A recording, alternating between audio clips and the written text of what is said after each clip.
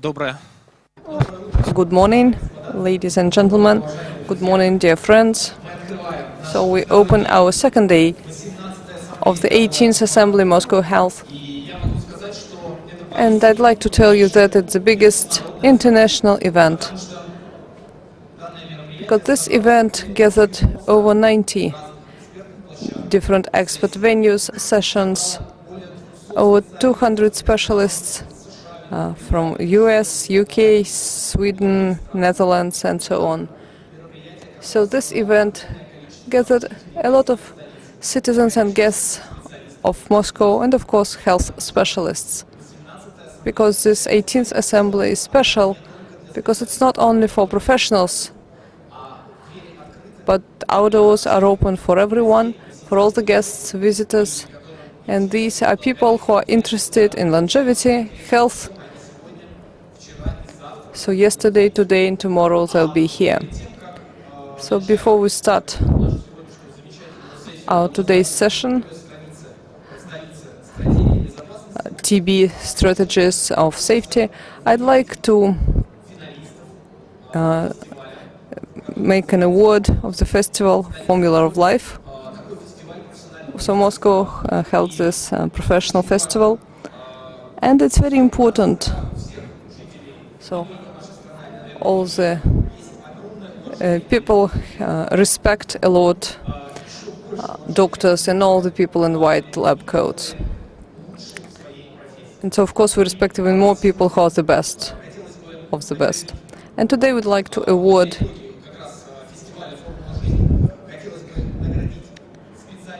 the Specialist of the Year, the nomination TB Specialist. And for that reason, for that purpose, so I'd like to give the floor to Mikhail Sinitsyn, MD and Chief TB Specialist on Moscow Health Department. Please, the floor is yours. Good morning. So this venue is unique. It's the first experience of this, of such an event, of such a conference, and I'm especially pleased to have this award of the best TB Specialist of the Year, and we had quite a strict selection. So we collected CVs, surveys, portfolios of our specialists and discussed so who will win this year. So is it TB specialist, children doctors, or a TB specialist who treats people, or who make diagnostics, or chief of the department.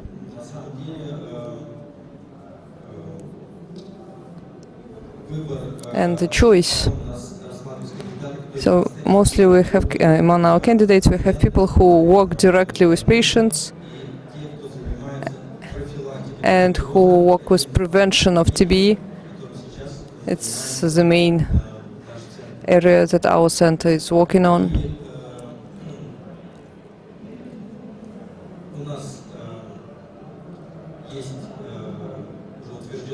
So we have the approved Specialist of the Year. So dear friends, so drum beat. And so the best TB specialist is Yelena Ovsyannikova.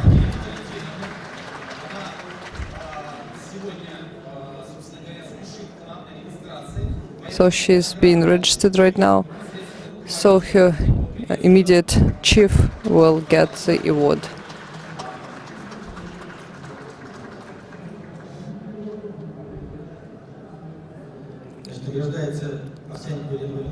So Yelena Ovsyannikova is awarded. So she's a specialist, so who contributed most working with patients and who work with risk groups, who created the system working with outpatient clinics. So there is feedback She organized all this in the North district, and we think the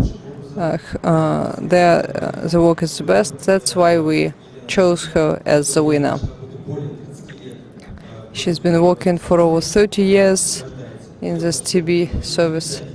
So please give this diploma to her and this memorable statue symbolizing this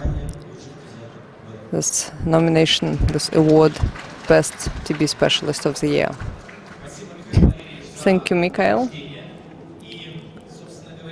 So now I'd like to give the floor to you to start the session and to wish you all success. Thank you.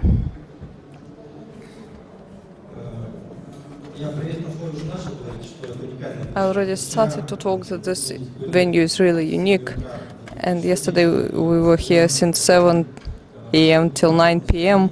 and people were coming and coming.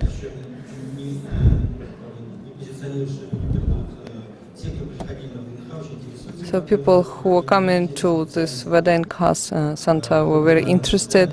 So we had the plenary session, quite representative, with large international participation, and also with a lot of different leaders of different levels: Ministry of Healthcare, Sergei Sobyanin,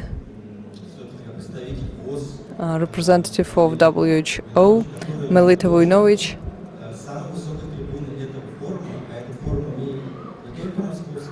who this venue, which has an international importance, she said, about the great contribution of Moscow TB specialists into work into fight against TB in the world, and that the experience of Moscow is used by the WHO, shown as example to other countries, how to work with different risk groups, including migrants, which is quite a difficult issue for many big cities. So this issue was discussed. This influences impact of flows of people, of migrant people in big cities. So the Minister of Moscow Healthcare Department, Vasily Kripun, participated in these discussions and also emphasized the importance of this work related to prevention, to stop the spread of all the infectious diseases. So this symposium is the continuation of this epidemiology session, and we will discuss the TB issue. I'm very happy that there are not only TB specialists, doctors and medical community, but we can also see representatives of regions. It really underscores the importance of this issue, not only for Moscow, but overall for the healthcare of the whole country. And first of all, I'd like to give the floor to Elena Bogorodskaya. So she's really well known, and within a year she worked as a deputy head of the department, and a lot of projects were implemented thanks to her. So now Helena is the director of our center. So the head of the department so thank you to her for all the projects. Now I'd like to give you the floor. Thank you, Mikhail. Thank you, dear colleagues.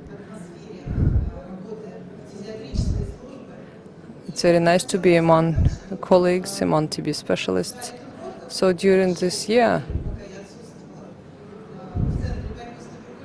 while I was absent at the TB service and worked at the Moscow Health Department, so we got even newer and more interesting results. As we all know, this happens for many years now, so so the level of TB in Moscow is at the best in the world, according to the WHO. So we have very good stand as for the disease of the our stable population and of the territory. So we notice these moments during many years and check it with other countries. So here you see information from the 2017. So what can we see in 2019? We see that this minimum indicators of incidence of TB and death rate from this disease, where it's the lowest position in the country. So Moscow is in the top 5 constituents of TB. So when we speak about can we reduce even this lower indicator, of course we can. But to reduce this already lower indicator, we need much more effort than to reduce this higher indicator. So the fact that our lower indicators are still getting lower means that we still have resources for this reduction, and second, that my dear colleagues are working really well, because this reduction is possible only when a couple of conditions come together, when there is systematic work and when we are quite active to detect the disease, to prevent the disease, and to treat it with good quality.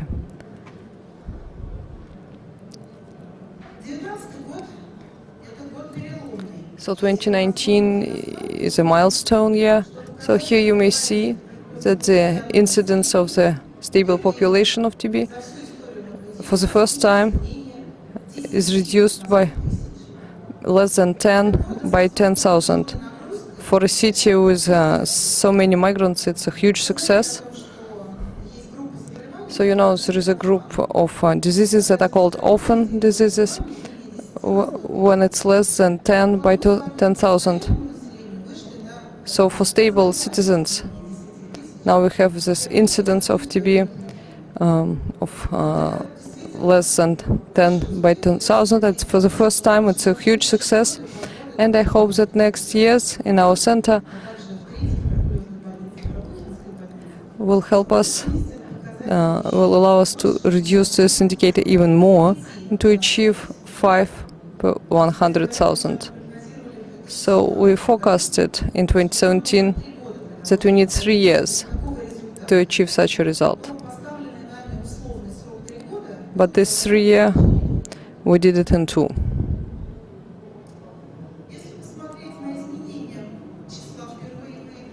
So if we look at the people with first detection of the disease and all the people who come to Moscow, and we register everyone, we see that the number of stable citizens is constantly reducing in absolute numbers, and the number of migrants is not stable, but it doesn't depend on us. And our task is not to allow people to come here, but our task is to identify all the people who are in the city and who are sick. Because when we can identify them, then we can prevent the spread of the disease in the city among the stable population. So our main task is to make this red line continue to reduce. So our task is to reduce this red line, so the amount of number of people among stable population.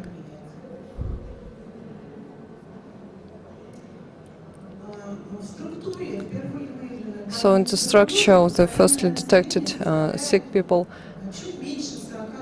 so it's less than 42%. A couple of years ago, we noticed that stable population made 53–54%. So now we see that this indicator got lower,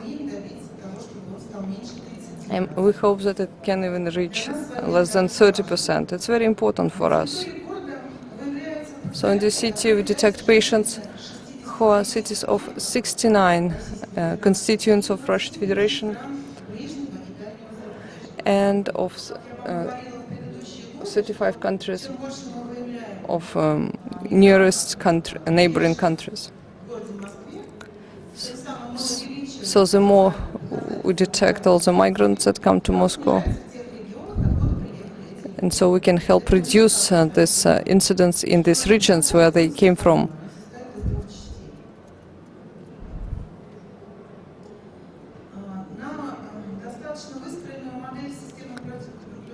So our count TB measures is also supported by the dynamics of homeless people who got sick in Moscow. So we have this planned identification of homeless people who are sick through some mobile chest X-ray machines. So we have some facilities, so we have possibilities to detect all the people who come to us, who come to the TB dispensary. It doesn't matter if this person lives in Moscow or not. And the result of this work showed that the number of people who get sick among homeless people who are registered alive and who are identified as sick after their death is being reduced. We still have the last numbers, complete numbers for 2019. That's why I didn't present them there. Looking at the number of people who got TB among HIV patients, we see very good positive dynamics that tell us that our work is systemic, together with HIV Center, with infectious hospital. And the quality of this work depends on many factors. One of the main factors is the presence of this infection of MTB among HIV patients and the stage of AIDS infection. So if the stage is 1 or 2 and the level of infection among the population is not high, then the number of people who get sick will reduce. It's very important what kind of preventive work we are doing. For instance, preventive treatment of people with latent infection by TB drugs. So it was organized in our city during last years, and this work was conducted by Mikhail Sinitsyn, the main TB specialist, who successfully defended his doctorate. And now we see the result of our scientific work that found its practical implementation. So we should understand that this indicator will not be reduced till infinity, because the pool of HIV-infected people is increasing, and it's good, because their lifespan is increasing thanks to therapy. But these are people, so we should monitor these people. And it's unlikely that the number of people with TB and HIV will be reduced to 0. I think it's impossible to achieve, and today we have this minimum indicators that are possible when we have HIV-infected people, and with all this preventive active work that we are doing. So we can't expect downfall, but probably the figures would be around these minimum indicators. So this slide shows the fact that they're really minimum, because here we can see the comparison of between different infections. Now, speaking about our working in different places, especially in big cities with high density of cities, because sometimes people that are not aware of their disease can fall ill, and that's why there are branches that work to identify the people that had contacts in the hotspots of TB. And this actually shows you that the disease incidence went down. You can see this by gray columns. And in 2018, we examined 68 people. This is the average numbers of people examined in the hotspots of TB. The number of diseased people went down to very few people, like 5, 2 or 3 people. And as you probably know, it's just like white noise for a large city with population of 12.8 million. But we have to do our best to reduce these numbers to 0. So we have to think about it, so that we could control all those patients and their contacts for a longer time, not just 1 year. And all our studies show that those people that went ill in the 2nd or 3rd or even the 4th year, this is the maximum indicator of the disease incidence in the hotspots. And of course, we have to monitor this situation for a longer time.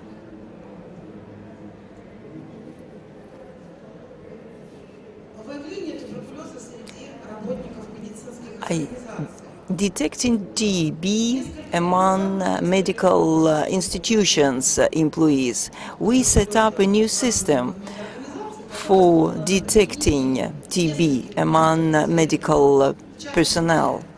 And this was based on cutaneous tests,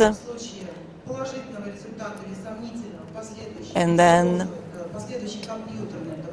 we also have follow-up CT in case of negative result and fluorography in case of positive result. And according to the Moscow government healthcare department instruction, we have to examine with CT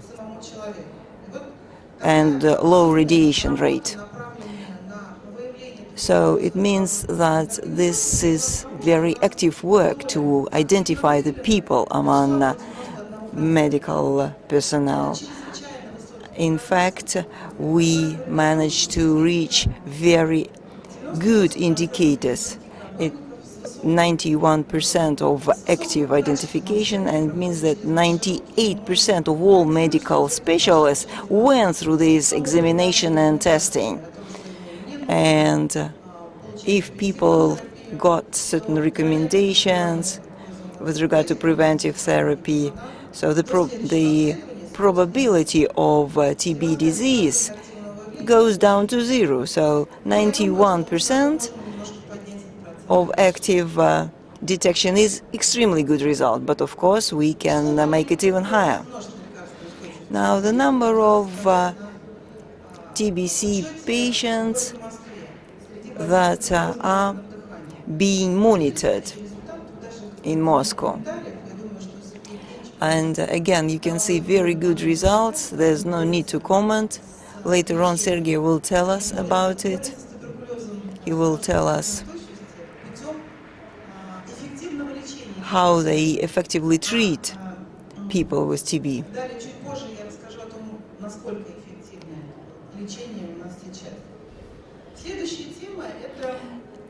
My next point is related to children. we started working on orphan level of TB incidence among children. The number of children is less than 100 per year. And again, taking into account the numbers of population, 12.8, it's a very low result. So we have a very good vaccination pool, but it's actually expanding, and we have more and more children like that. And it's these children that have long-term contacts with TB patient. It could be a relative or a nurse that was not examined. So this results in the fact that these children might develop TB much more often as compared to vaccinated children. And we have to get this message across everywhere. We have to use social media and explain it to mothers when they leave the maternity hospitals who don't want to vaccinate. And we have also to explain it to all the doctors so that they could explain it to mothers. You can see that out of 82 children, we can see that 9 children and 15 children went sick with TB. And 1/3 of such children were not vaccinated. We have 2 million of children in Moscow, and children that are not vaccinated are 200,000 children. So it means that we have very high numbers of unvaccinated children. It means that we have to work with this problem, and we have to work closely with children's clinics and maternity hospitals. On this slide, you can see the role of different medical organizations in their work to identify the patients. Majority of patients are identified in polyclinics. As to people that come to the city, they are identified not only in polyclinics. So we think that the migration center has to play a very important role here. There are very many migrants that want to get a patent for work, or they want to register in Moscow and become a resident. So you can see the numbers, about 30% of such patients detection. And I should also emphasize the role of counter-TB institutions that make about 25%. So 25% of institutions identify the people sick with TB. 1/4 of TB patients is identified by us. The Moscow government project health tent that took place in summer in 46 different venues, including parks of Moscow. I can say that TB specialists also took part in this initiative, so they examined the population of the city through X-rays. And here you can see the burden for one fluorograph per day. So maximum numbers and minimum numbers. But they worked very well, and they managed to examine 36,235 people. And they are 2% of people had some pathology that needed further examination. One person was identified with TB suspicion, and then he was sent to the center that is fighting against TB. So over this time, only 2 people were identified. One was identified with TB for the first time, and the other one with TB recurrence. So, and you can see the indicator, 0.06%, which just confirms the analytical reports that we have. It means that we don't have any people that we are not aware of, that we don't know that they got sick.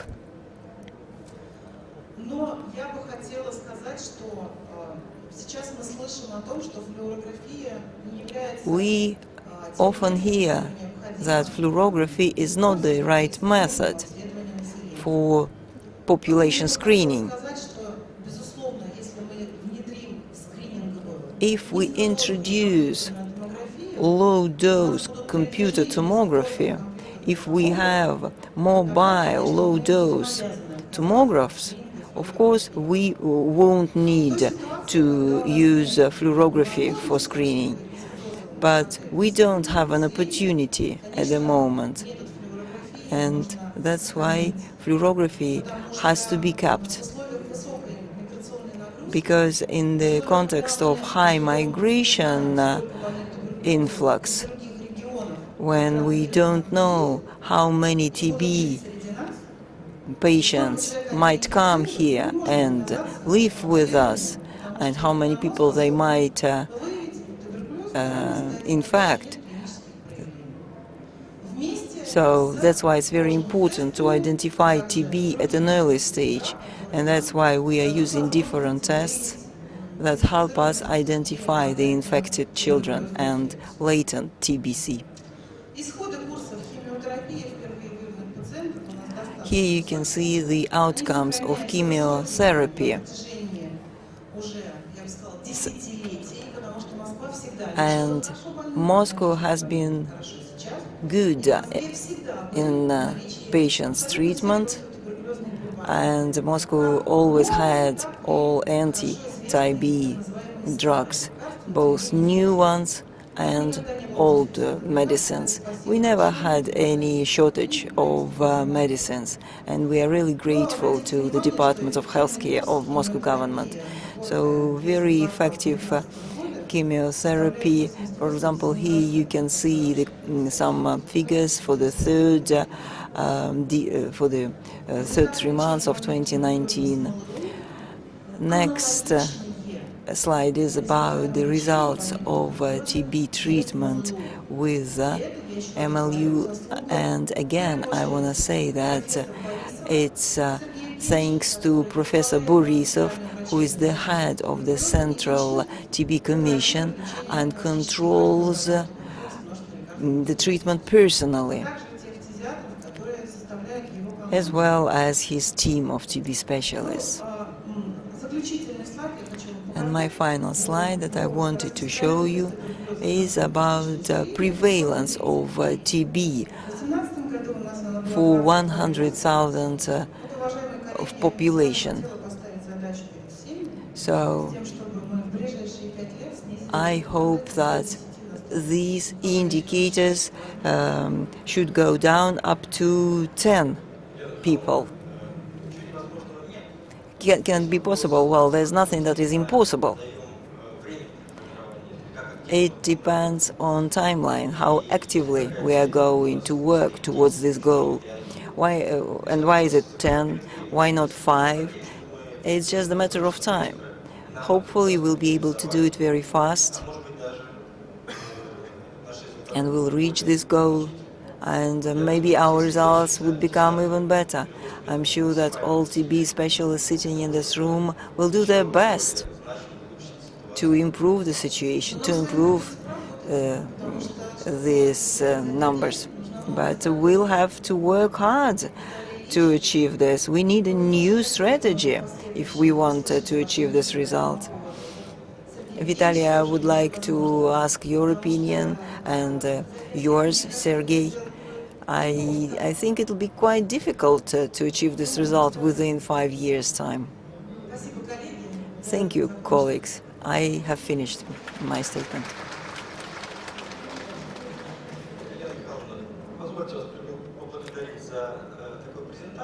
Let me thank you, Elena, for your presentation. That is so promising for the future. You showed many different indicators. You compared the situation in Moscow with the Russian Federation and some other countries of the world. So it's clear with Russia, but can they be comparable?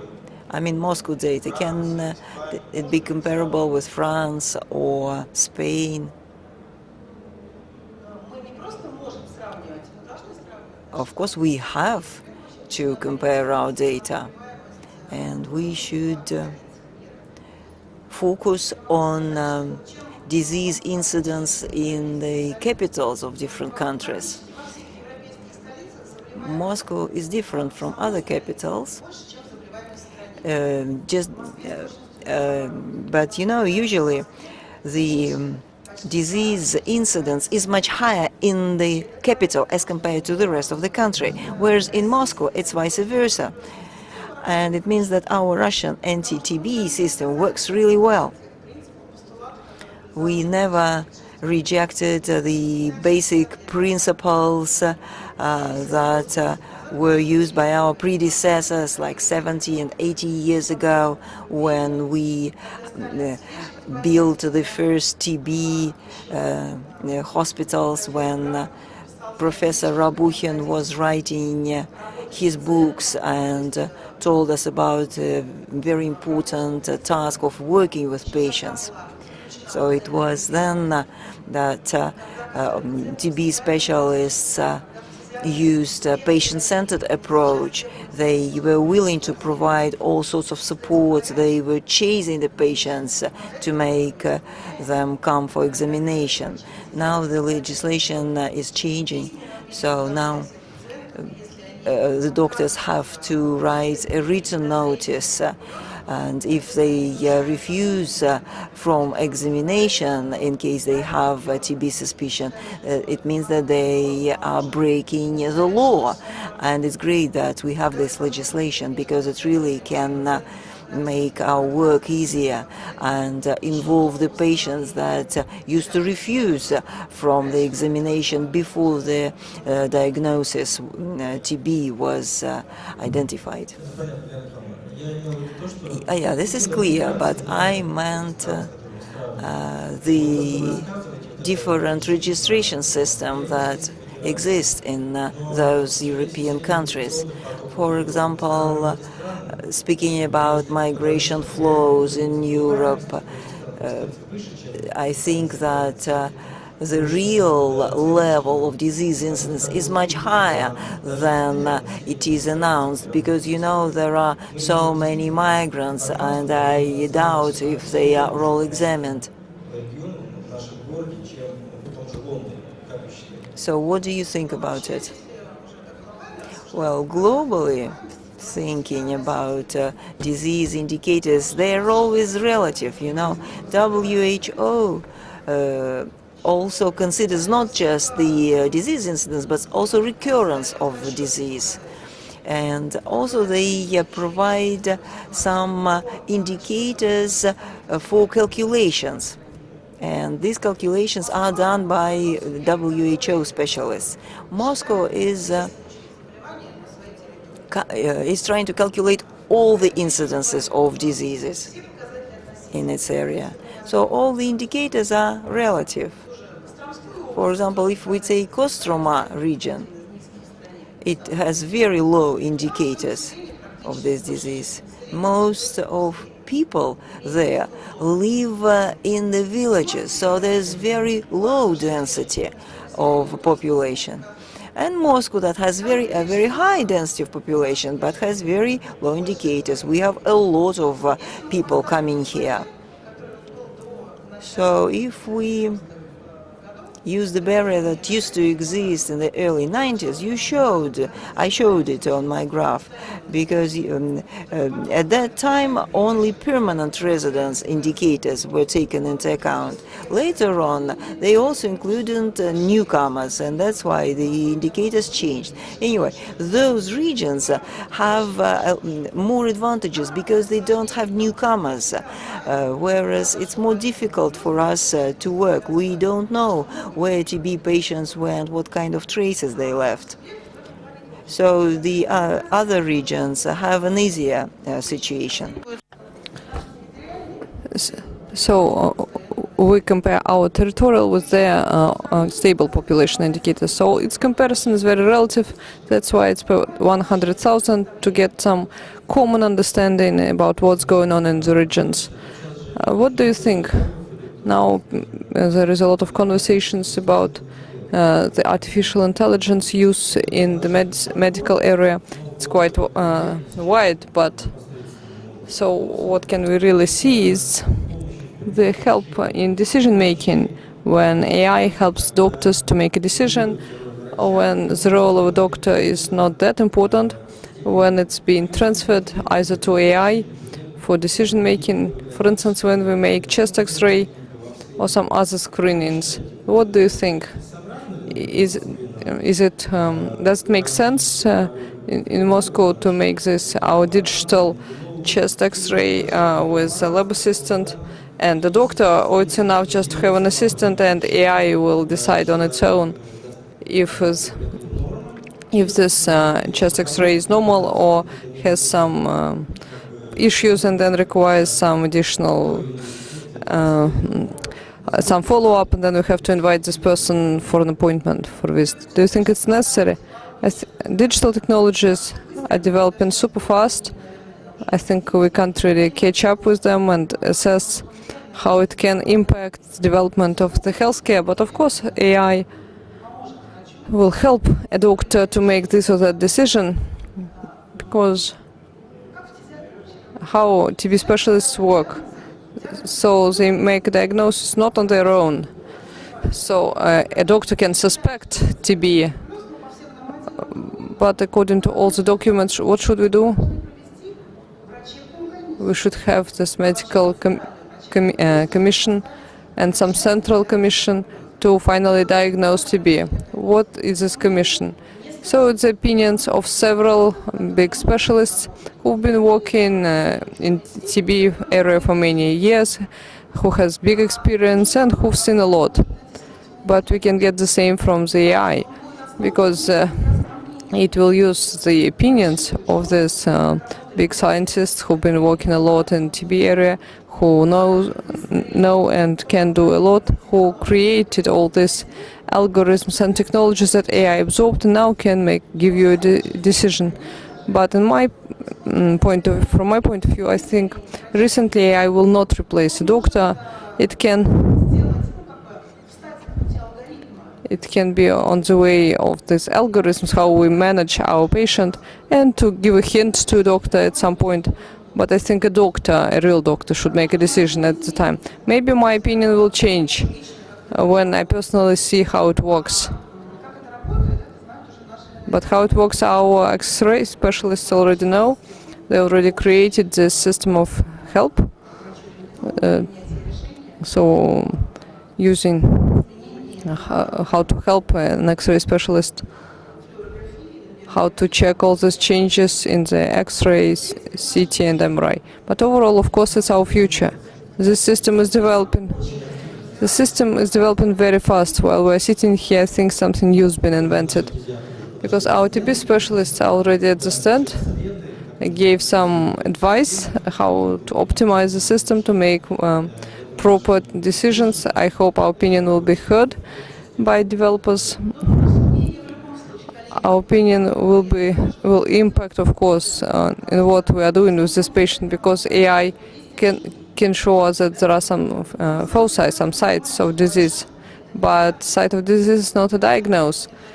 just an X-ray syndrome, but what kind of diagnosis this person will have, that's up to us. So we'll have to look at many factors, maybe to observe it in dynamics, maybe to make some preventive therapy, maybe some test therapy, maybe some other measures, or maybe just let the person go and make follow-up visits in 2 months. So this kind of decision should be made by a doctor, I think. Thank you, Yelena. So not have any doubts with our diagnosis. There are different methods of diagnosis, meta-laboratory methods, and I'd like to give the floor to an academician of the Russian Academy of Science, Vitaly Litvinov.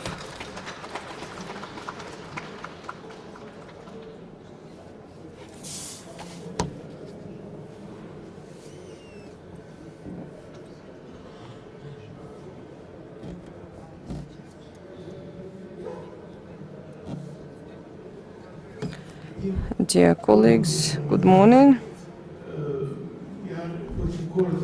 I'll briefly tell you about lab tests, not only about diagnosis, but overall about lab tests in TB clinic. A couple of words. So today the first report was together with discussion, and I think it's better to listen to less reports, but more questions and answers. Before, Q&A was the most important thing, and now with this 1 hour and a half we can make 10 reports, and that is it. I really enjoyed that it started with discussion, so I think it will be enough to have 2 reports, and a lot could just present some information and ask questions. Lab tests in TB clinics need for specific diagnosis for low-end homeostasis, drugs resistance, and latent infection. And I'd like to say a couple of words about each of them. What can we do in a lab now? To detect mycobacteria and determine their type, to study the reaction of the body to antigens of these bacteria, to assess the immune status, to detect latent infection, and to study drug resistance of mycobacteria. Here it's in more details. I will not speak about it in detail. You all know that to identify mycobacteria we need microbiology, microgenetics, to study the immune response in vitro. We have some tests that are usually done in parallel with some skin tests. So in vitro tests to diagnose an active TB and latent TB. These are the tests to detect receptors, immune competent cells, and immune response to antigens of mycobacteria. So it all has practical significance, but standard commercial tests are only to determine the receptors of gamma interferon and its products. And it has a huge practical significance for diagnosis in the world. A couple of words about the latent TB. According to the most widely accepted ideas in TB area, it's one of the TB without symptoms. When we have positive results of specific tests, we can't detect clinical, bacteriological, and X-ray symptoms of the disease. Can we detect latent TB? As of today, we can. So mycobacteria has some genetical loci, regulons, that produce antigens that can allow us to detect immune response, and we can find this dormant latent infection.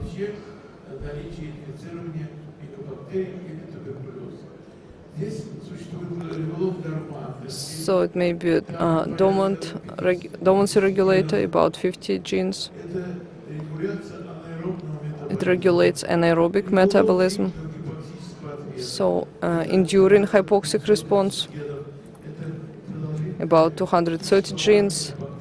It's a long stay of mycobacteria without replication.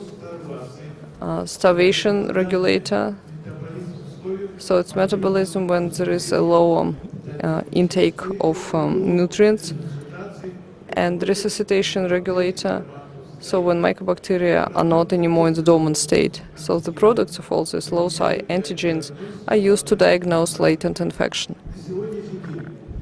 So today we don't have commercial tests for this, but research has been done for quite a while in the world. Now a couple of examples. HIV patients. So TB detection, mostly latent TB, depends on the immune response, on the immune status.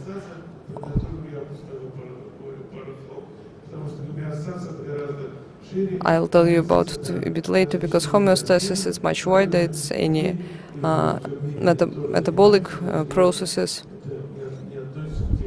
but it's not what I'll be talking about today. So we can find this immune response to this latent TB only when there is some amount of CD4 lymphocytes. Of course, it's complicated. It's about 200 per microliter. T cells, helper cells, and that allow us to detect latent infections through antigens. Another example is the detection of latent TB before prescribing inhibitors of with some rheumatoids. Here you can see the example that with TB tests we can't do anything, but we can use it only when using some specific antigens, like their skin test and in vitro test to the gamma interferon product. So in such a way, latent TB exists. The genes of mycobacteria, dormant mycobacteria determined, and there are methods to detect latent TB. I think quite soon we'll have commercial test systems. Next thing, it's drug resistance of mycobacteria. As we have population migration and spread of HIV, it's a very big problem that complicates the situation with TB and mycobacteriosis in many countries.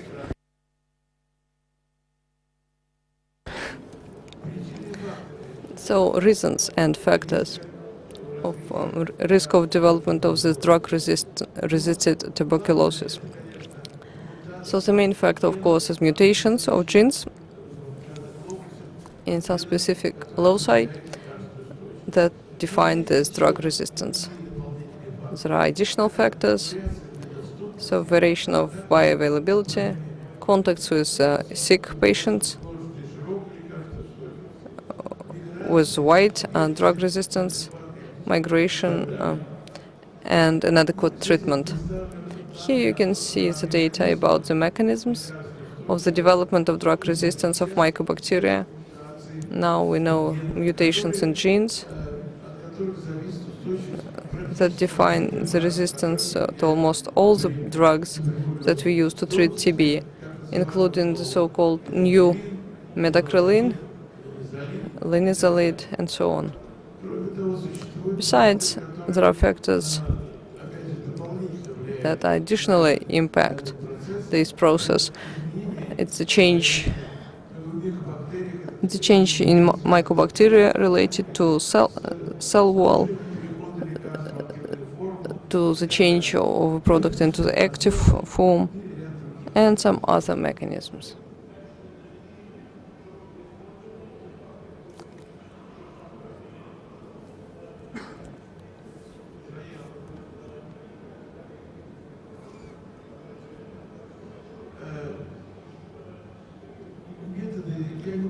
So I will not speak in detail about methods of researching drug resistance of tuberculosis and not tuberculosis mycobacteria. It may be microbiological or molecular genetic methods. So they're all used in our center. Here are some mechanisms about the mechanisms of mycobacterial resistance, natural and artificial. So it's the number of lipids in the cell wall, some cell pumps, and so on. A couple of words about the epidemiology of the drug resistance. So these data are quite relative. So we see that for first incidence and for treated patients, mostly drug resistance is detected in the Eastern Europe and in Russia. But of course it's not undisputable, because all these regions have good labs.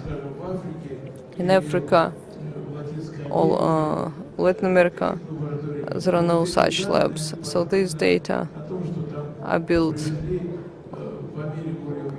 on the fact that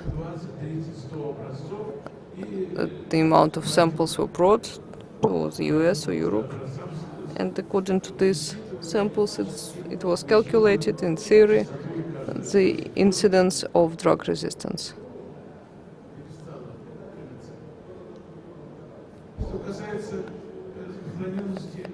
As for the spread of the drug-resistant TB spread, especially in Moscow, these are real data, and you may see that in Moscow this indicator is slowly but consistently reducing, but overall in Russia it's growing. So the clinical value of tests to test this drug resistance of a pathogen. So the efficiency of using in clinic the results of this drug resistance depends on the coordination between this data in vitro and in vivo. And criteria that are used to assess results depend on the spread of wild strains of pathogens and stable mutants that are in the body, pharmacokinetics, pharmacodynamics, and overall it should forecast the outcome of the treatment. It's very important to learn the synergy between the pharmaceuticals when there is some natural resistance. It can help us to overcome this drug resistance. Now a couple of words. I will not talk about the well-known methods of bacterial culturing and detecting drug resistance on liquid and hard media, but I will tell you about one serial culturing method. It's just the only one method which has commercial systems, because there are different methods, but this one, it uses sensi-titer method. There are 3 panels, one for myco-TB, for tuberculosis, slow myco for slowly growing, and rap myco for rapidly growing. So the advantages of this method, technically it's very simple. So the tablet is already ready, and in one tablet we have already 6-8 dilutions of each drug, and we have 12 for tuberculosis, 13 for slowly growing, and 15 for rapidly growing. So now you can help me.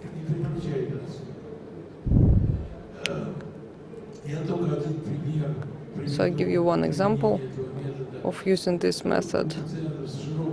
Was a patient who has large drug resistance.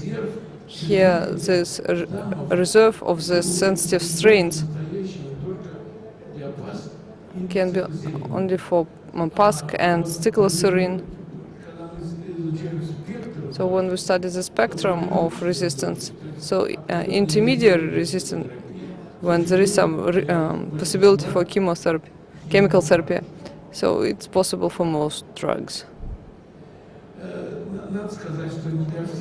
So we should say that not for all the drugs we have such panels. In our center, such test systems were created to study drug resistance to linezolid.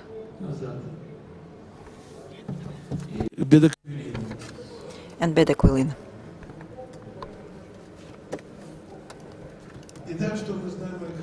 So what do we know about drug sensitivity or resistance to microbacterias? Mechanism of action of drugs used, the mechanism of microbacteria protection, frequency and types of resistant microbacteria. There is a very big toolbox of microbiological and molecular genetic methods, and probably we need to modify the methods to study these new medicines. I would also like to mention that our laboratories are working on that, and people all over the world are doing this, but we are ahead of many. And this was shown by our laboratory and others. They show that not all mutations go for principle all or nothing. Some mutations determine high resistance, but there could be some replacements that provide for sustainability and impact the resistance. And now I would like to tell you about non-tuberculosis microbacteria. Several countries think that they occupy their own niche, but our country has a different view on this. So there are over 150 types of non-tuberculosis microbacteria and about 50 types of pathologies. And I would like to draw your attention to the fact that detection of non-tuberculosis microbacteria does not mean that it's a disease. There is a lot of data about the incidence of non-TB microbacteria, but the data is quite nominal, so many regions identify microbacteria that focus on slow-growing bacteria, some focus on rapid-growing bacteria. In Moscow, we actually identify MAC range bacteria,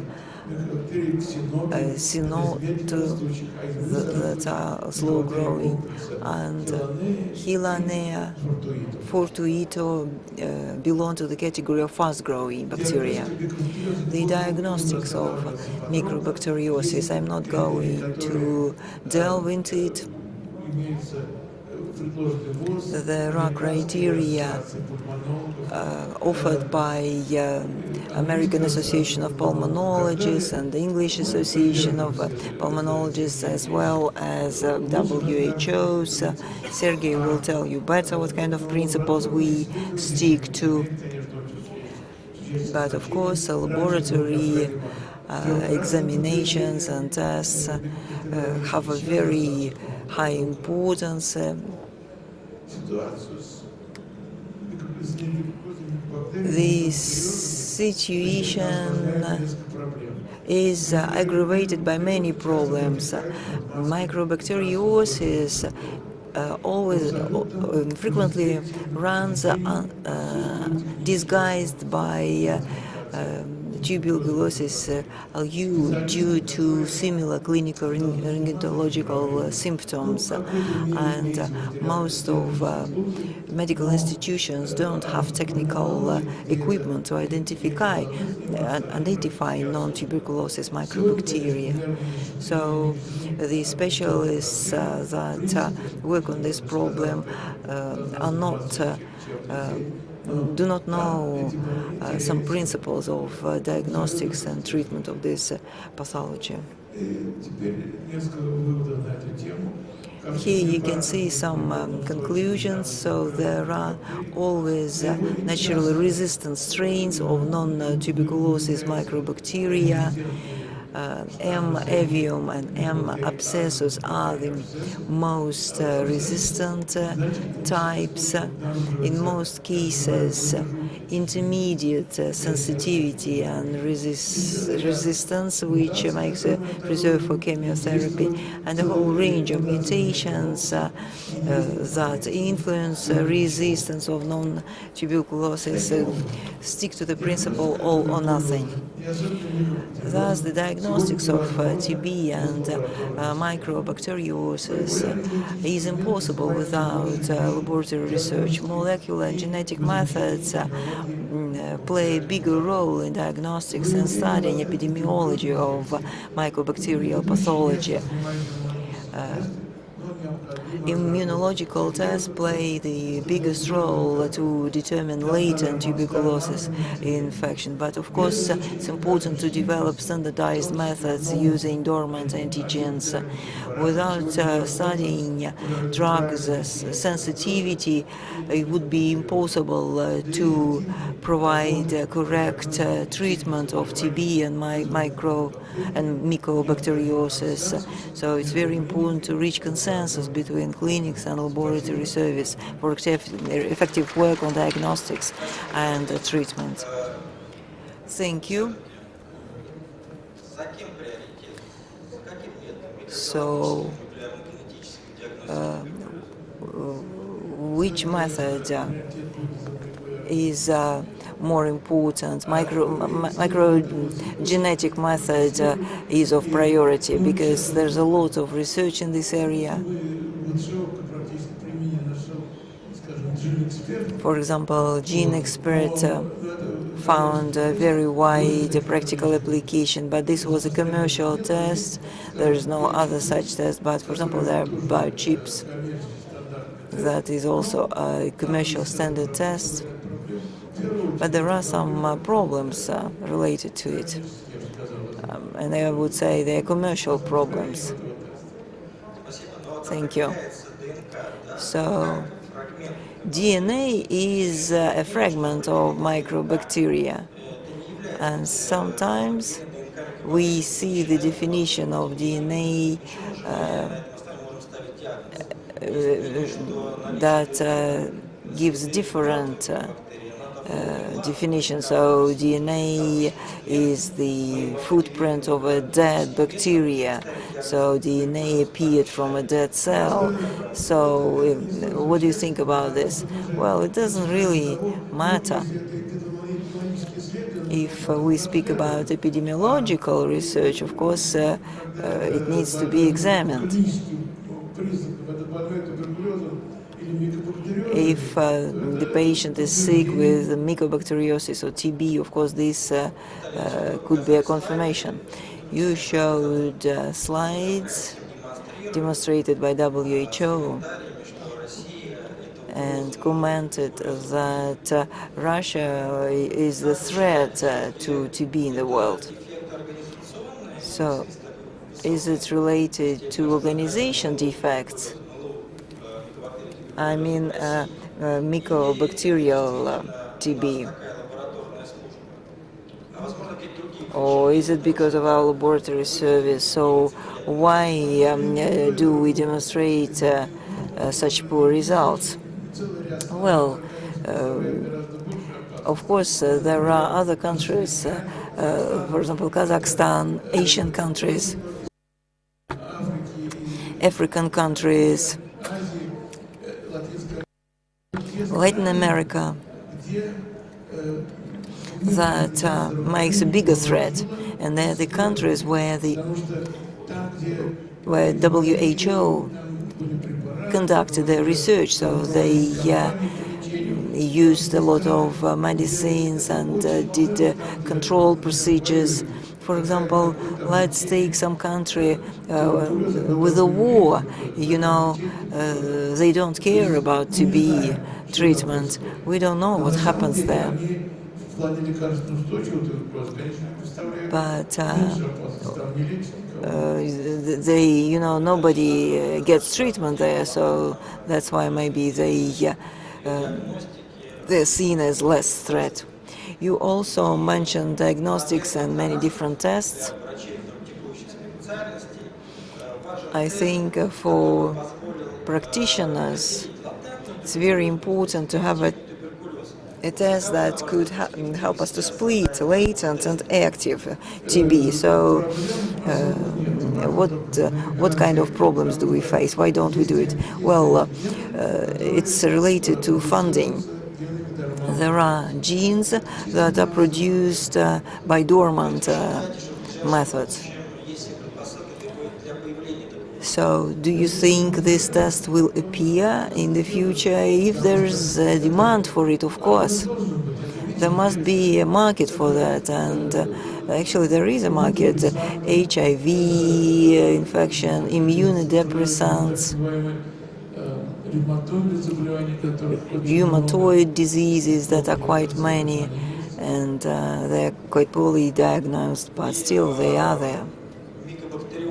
And mycobacteriosis.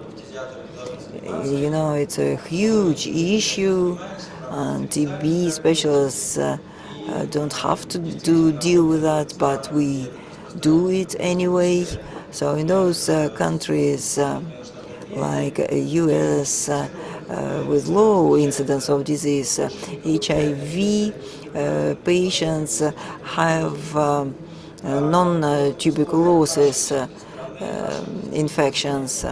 So what do you think about our country? Do you think non-tuberculosis, mycobacteriosis, do we have bigger numbers as compared to formal data? I can't give exact figures, but yes, of course.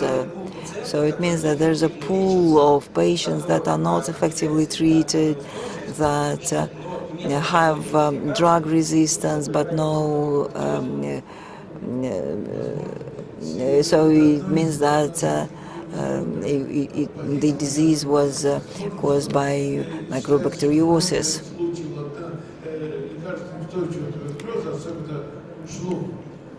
For example, Schlum is considered to be mycobacteriosis.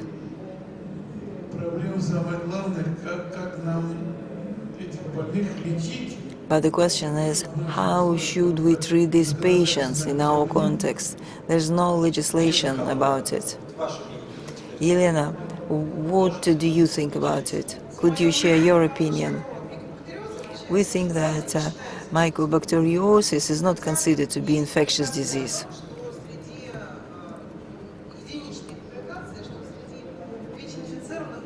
But there are some publications about different outbreaks of mycobacteriosis among HIV patients. But anyway, if this disease is not considered to be infectious, then we don't make any calculations. We don't have the statistics forms and numbers. How can we calculate the number of diseased people? It requires monitoring. There is a certain number of patients with mycobacteriosis that we are not aware of. Yes. And the deeper we go into this problem, the more figures we produce. I can say that mycobacteriosis in the United States has replaced tuberculosis. So they have bigger numbers of mycobacteriosis just because they identify it. and the situation in Moscow is much better. But Vitaly said about the whole country, it's not easy to identify the mycobacteria, whether it's TB or not, non-TB, whereas Moscow has this opportunity. And if the patients come to the center, TB center, then there could be patients just with mycobacteriosis and the combination of TB and mycobacteriosis. So it's very difficult to treat such patients, especially in case of combination of the diseases.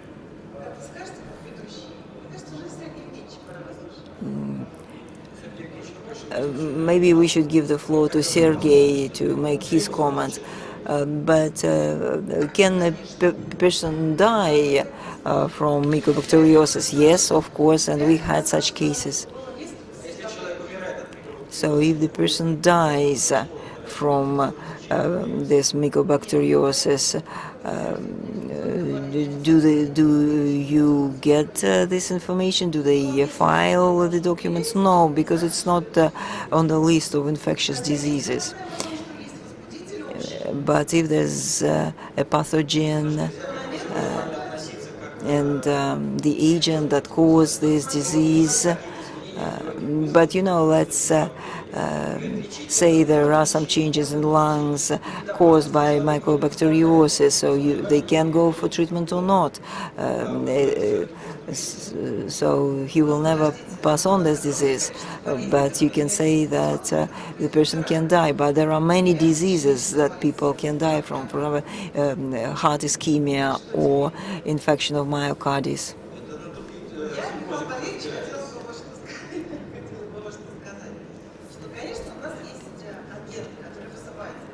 Of course, there's an agent that causes the disease.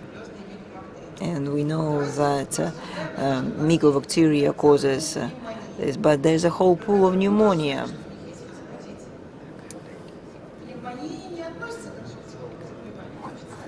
Pneumonia does not belong to infectious diseases, and we were talking about it at the section about epidemiology in a big city.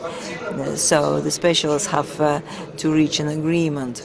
But there is a vaccine against it, so why not? Well, it's true that we don't have enough time. So, Sergey, what do you think about the mortality risk? I mean, the risk of dying from mycobacteriosis. We have to split it into immunosuppressive, like HIV, and for such patients, mycobacteriosis is one of the major causes of their death. But of course, it's associated with secondary diseases. Yes, but it comes first. As to the patients that don't have immune suppression, there is a lot of research carried out in the clinic and the research laboratory. There's it's quite an ambiguous situation, because there are patients that do need medical treatment, but on the other hand, it's very difficult to identify the chain of passing on and catching the disease. For example, it always surprises us. For example, we face the cases of family mycobacteriosis, depending on the agent.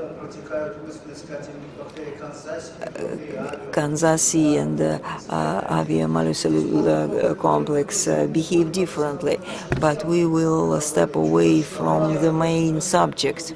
No, we won't, but we will have to be at the plenary meeting at 10. And since all the speakers mentioned HIV problem, that's why I would like to give you the floor. Perhaps you could share some secrets of treatment. So, Sergey, the floor is yours. Thank you, Mikhail, for the opportunity to give this speech. The topic was, but we don't have much time. Maybe I will reduce some fundamental. You have 20 minutes. Thank you. So, what is drug resistance of microorganisms? It's a natural or acquired ability of a microorganism to continue being alive when we use some under the impact of medical drugs. So resistance is reduced and the strain is able to reproduce when we impact it with some critical concentration. So drug resistance can be of very different mechanisms. It can be modification of the target of the action of the drug, when the place that the antibacterial agent should break down. It's inactivation of an antibiotic when it influences the molecule when it's in cell. It's enhanced extrusion of antibiotics from the microbial cell. It's a breakdown of the permeability of the external structures of the microbial cell, so when it can't get into the cell. And some circumventing, some sort of metabolic stunt, when what's supposed to be broken down is not used anymore.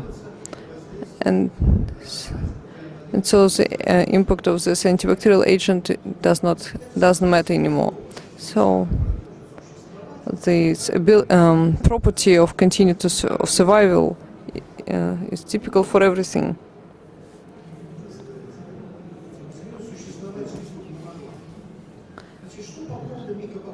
So what about mycobacteria of TB? So the development of drug resistance is related to chromosomal mutations. They don't have plasmids. So the mechanism of structural units that provide for transfers, this resistance from one microbial cell to another. So that's why almost always chromosomal mutations are accumulated in the genes that are target of the action of the drug. So there are bacteria resistant to the drugs that even don't exist in nature, like for instance to beta-quilin. It's not even in the use, it was just tested in the lab, but mycobacteria were already found in people with TB who never received this drug, but mycobacteria were already resistant to this drug. And so for each new product we make this kind of study and found that some mycobacteria are already resistant to some new drugs. At the same time, there are some structural elements, for instance IS sequence, that are responsible for the resistance, and some families of mycobacteria, for instance Beijing family, they differentiate by the higher level of drug resistance. It's not always supported in practice, it's not always supported by phenotypical studies, but still there is such a hypothesis. And there are quite a lot of factors that support it.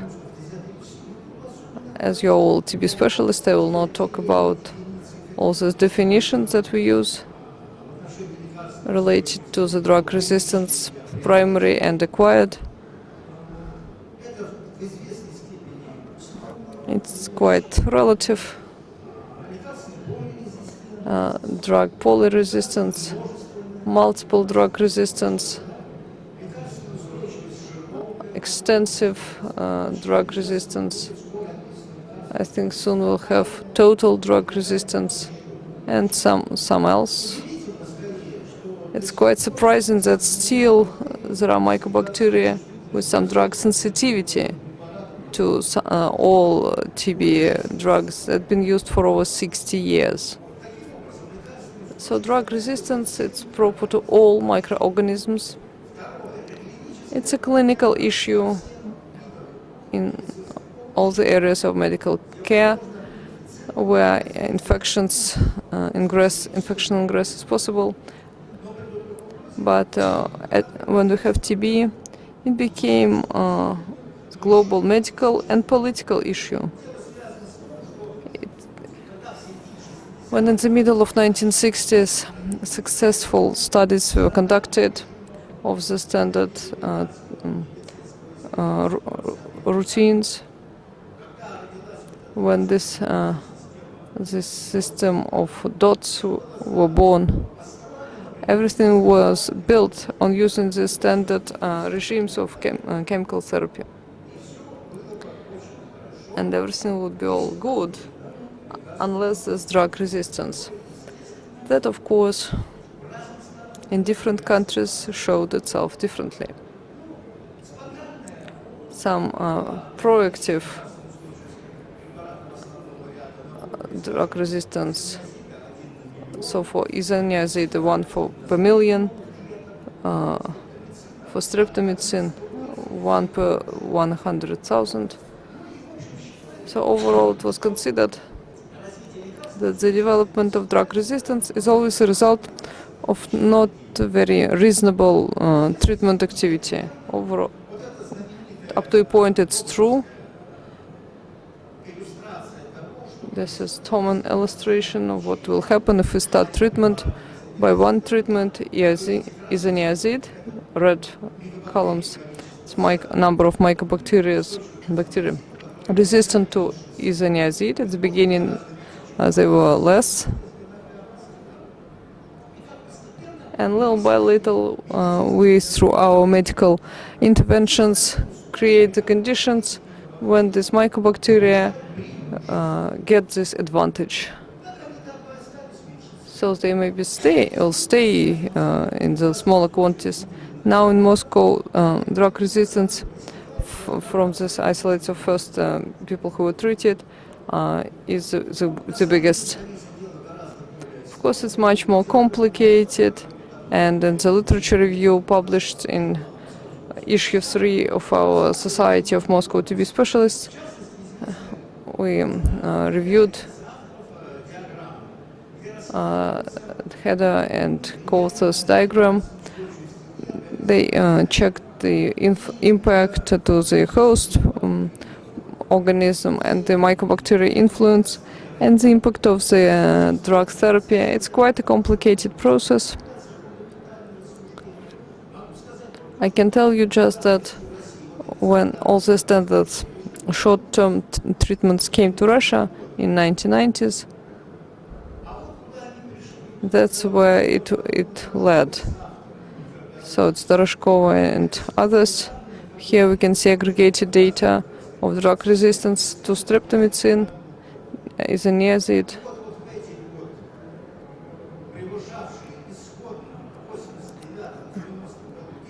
So at the beginning it was 10%. Now we have the standard treatment. So what will happen? Of course, there are conditions when there is not enough microbiological diagnostics. Standard treatment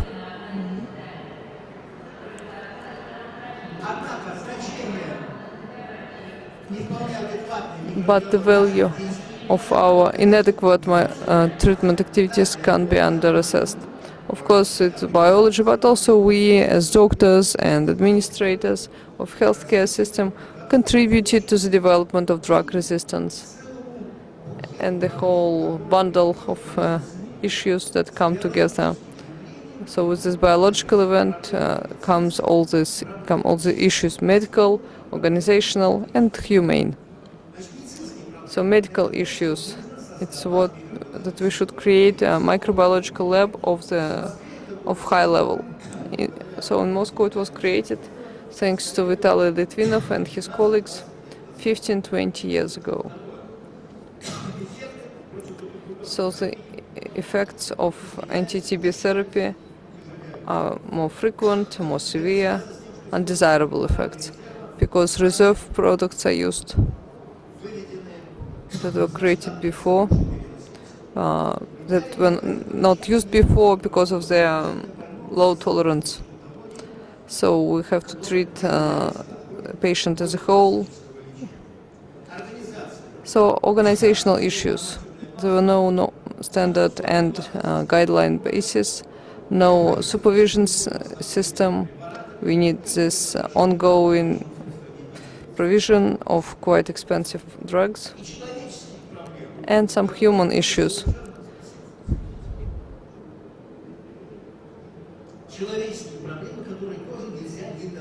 So we can't underestimate that. We often hear that we have to create special departments to treat these people with multiple drug resistance. As for your suggestion about pneumonia, have you heard about the creation of department of treating pneumonia with resistant to penicillin?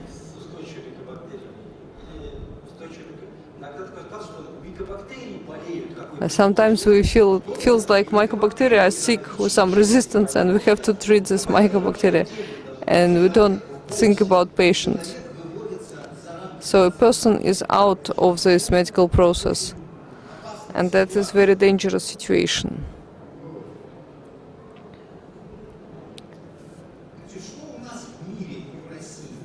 So what's going on in the world and in Russia? So a number of patients with multiple drug resistance is growing. So you see in 3 years it almost doubled in Russia. It's 3 times. I'm not sure how it was assessed. So it was discussed, but this assessment, quite unjustified, related to Russia, is still going.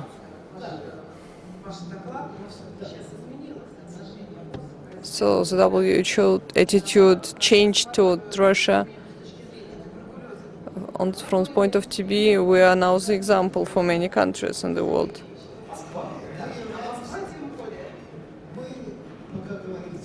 So we are talking overall about Russia.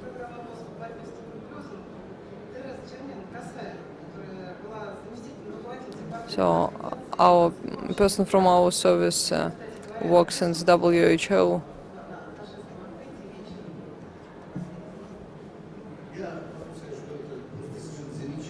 That's wonderful.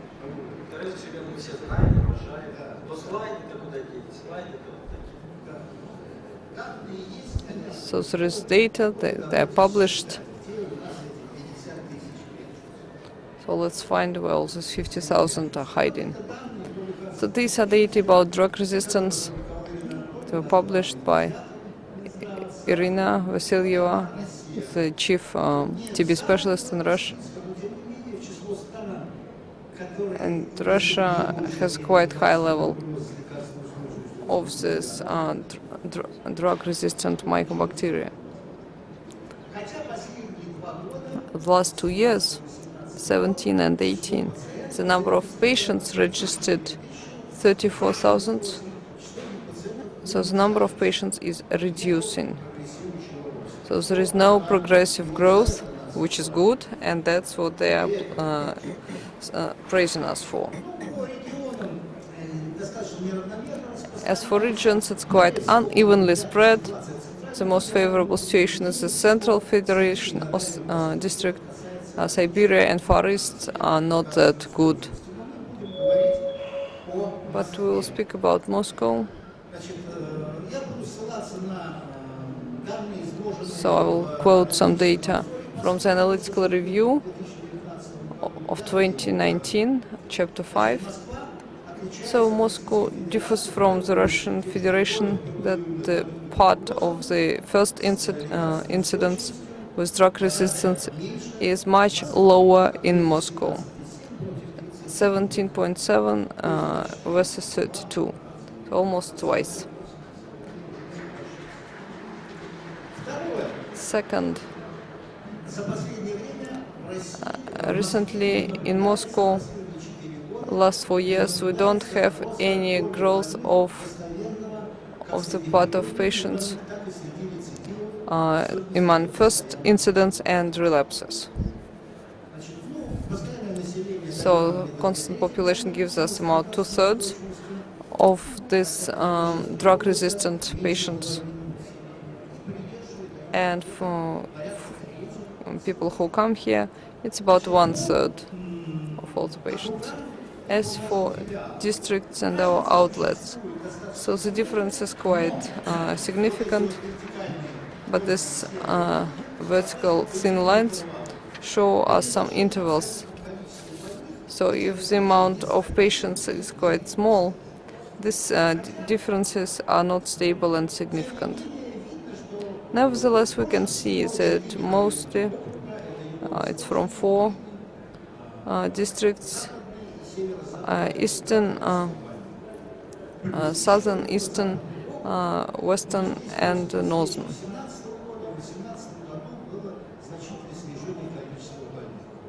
But we see that in the southern western it was a great reduction.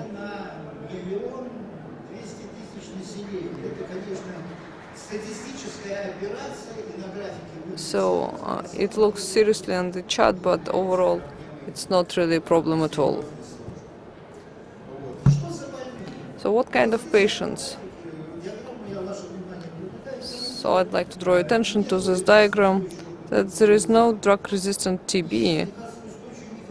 There are drug-resistant mycobacteria that causes TB. That can be all kind of TB or any kind of clinical form with this drug-resistant form of the pathogen. It's important to remember that. Another thing, there is no drug resistance of just multiple drug resistance. It's no more than 15%. Usually it's combined with drug resistance to some specific drugs of reserve level, fluoroquinolone over 10%, and injectionable 14% for the first incidence. So we have this multiple drug resistance or multiple drug resistance. It all narrows down the range of all the products available. So I'd like to draw attention to this work. So third volume of our journal with a big article where all these issues are examined. So I will skip it. So a couple of words of what's going on. Since 2000, we are reducing the spread of TB with multiple drug resistance. So it's been reduced by 3 times in the last 10 years. So we watched already this slide. So 2018, 2.5 cases per 100,000 people. So it seems like soon we'll get to this threshold when the reproduction of this drug resistance will continue. So when this event will have biological event, but it will stop its social impact.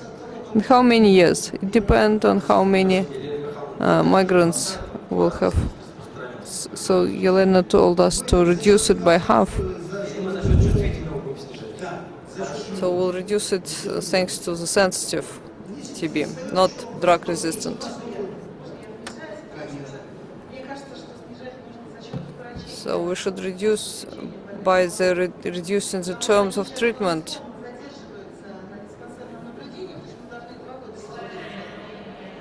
For now we should treat them for 2 years.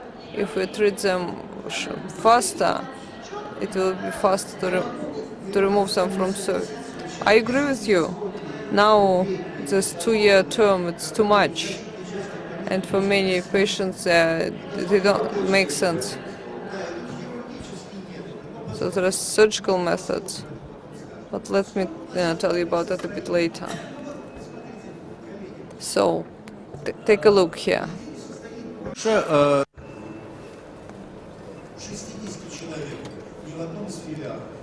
Not more than 60 people are under control of different branches. Could be 9 or 10 people under control in Zelenograd.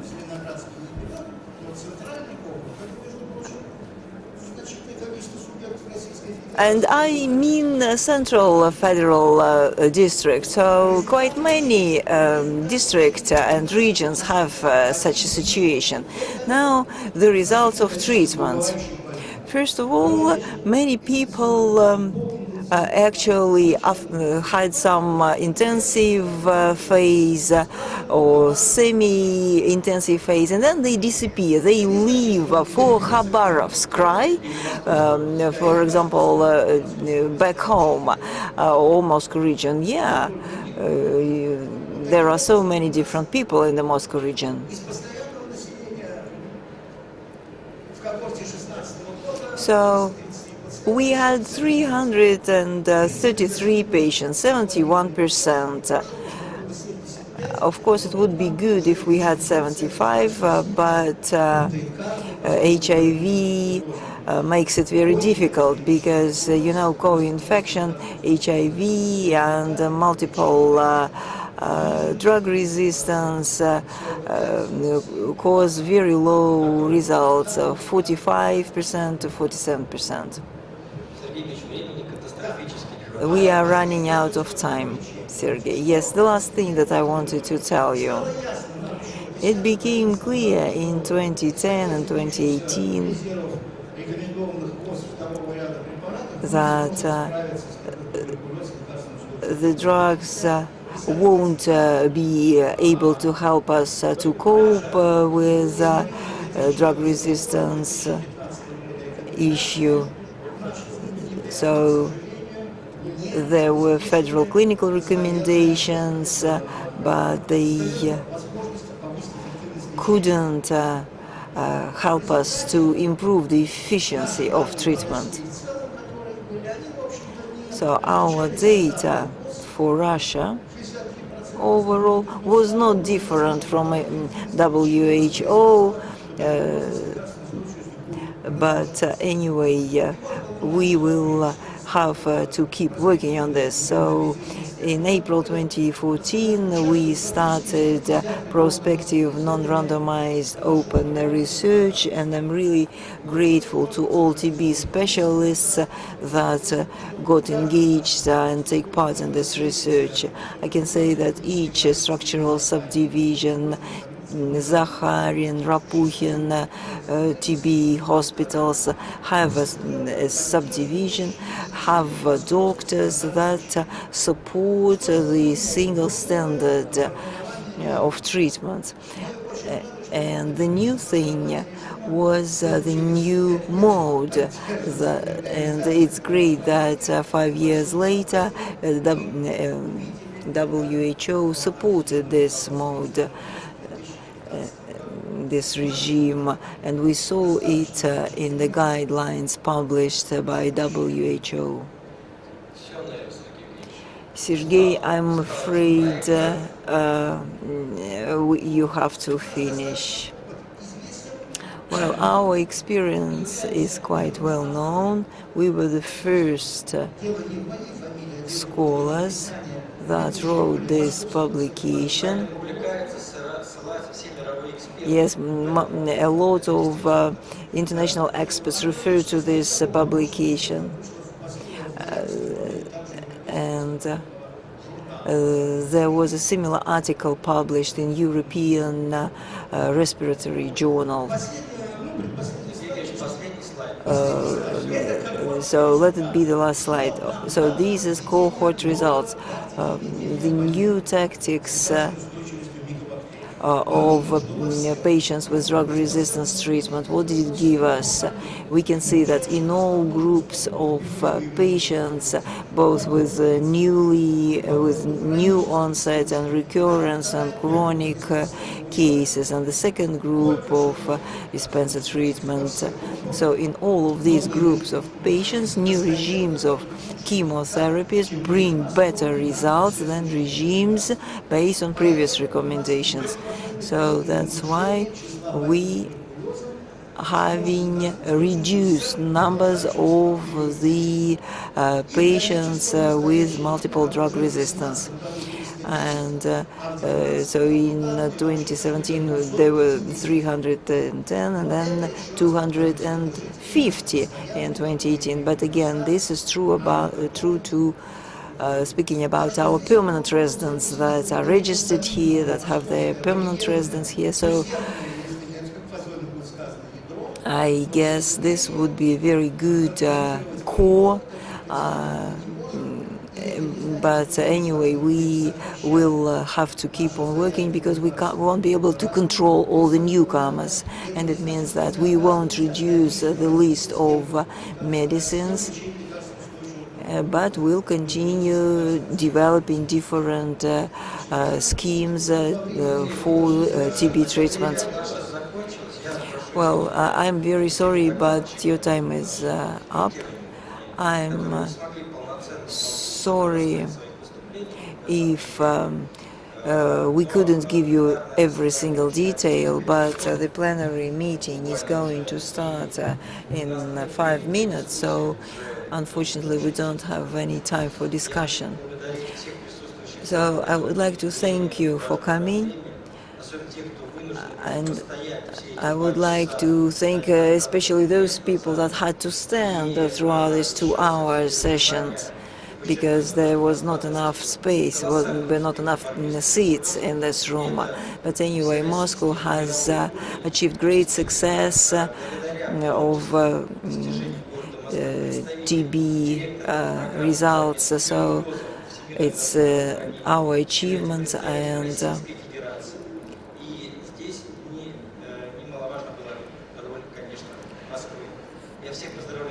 my congratulations on this assembly. Thank you for participation, and you should go to the plenary session now. Thank you. Thank you to the speakers.